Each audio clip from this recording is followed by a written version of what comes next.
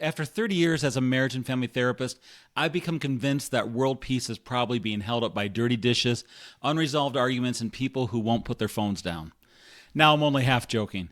Seriously, though, the family is the smallest and most influential organization most of us will ever belong to. And if we can't create peace there, it's hard to create it anywhere else. People often think peace is something created by governments, treaties, or world leaders. But I've spent my career watching peace begin somewhere much smaller, in homes, in families, and in relationships. In fact, one of the great paradoxes of our time is that we want peace in nations while there's war in our homes. We want understanding in society while we're struggling to understand the people sitting across the dinner table.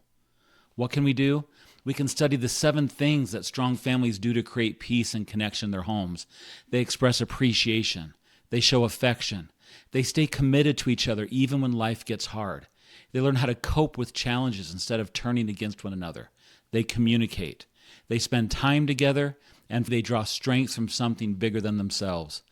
Those things may seem small, but they create something powerful. They create trust, connection, and belonging, and ultimately, peace.